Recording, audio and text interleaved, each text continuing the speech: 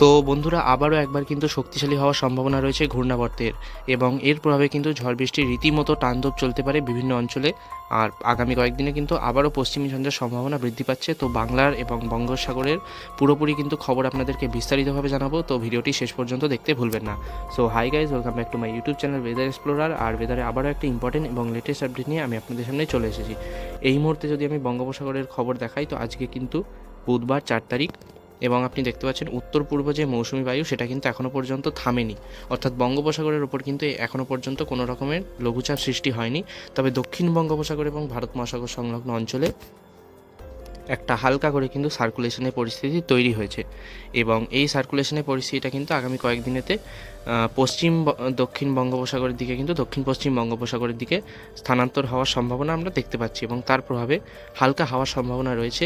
এই নিম্নচাপটার অতটা শক্তিশালী হওয়ার সম্ভাবনা নেই, তবে তারপরেই কিন্তু আবারও একটা নিম্নচাপ জোরদারভাবে কিন্তু এগিয়ে আসতে পারে আমাদের ভারতের দিকে।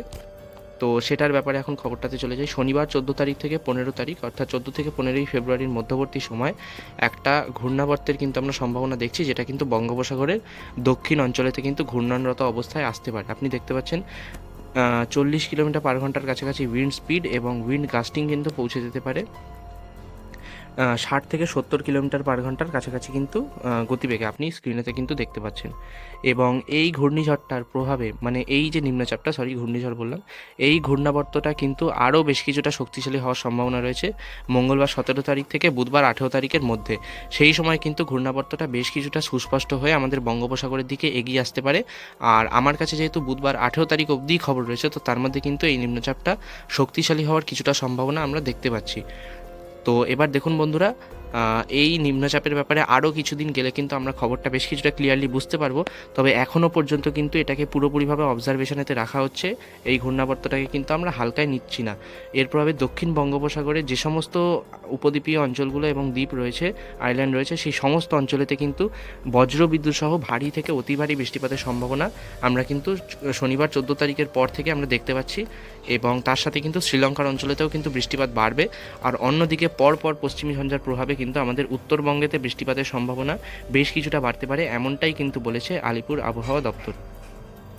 এবং তার পাশাপাশি কিন্তু নিউ দিল্লি, গোয়ালিয়র, এলাহাবাদ ওই সমস্ত অঞ্চলেও কিন্তু আবারও একটা পশ্চিমী ঝঞ্ঝার প্রভাবে মঙ্গলবার 17 তারিখ থেকে বুধবার 18 তারিখে সমসাময়িকভাবে কিন্তু একটা হালকা থেকে মাঝারি বজ্রবৃষ্টির কিন্তু স্পেল আবারও একবার ফিরে আসতে পারে, এবং তার প্রভাব কিন্তু বঙ্গেও কিছুটা পড়তে পারে।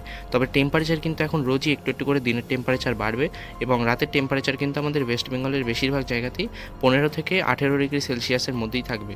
তো আপাতত বন্ধুরা, ঘূর্ণিঝড়ের খবরটা এই অবধি রইল। যে কোনো রকমের ইম্পর্টেন্ট আপডেট কিন্তু আপনাদেরকে আমি অবশ্যই করে জানাবো। তো আমার চ্যানেলটিকে সাবস্ক্রাইব করতে ভুলবেন না। আজকের জন্য এটুকুই, দেখা হচ্ছে নেক্সট ভিডিওতে। Good bye.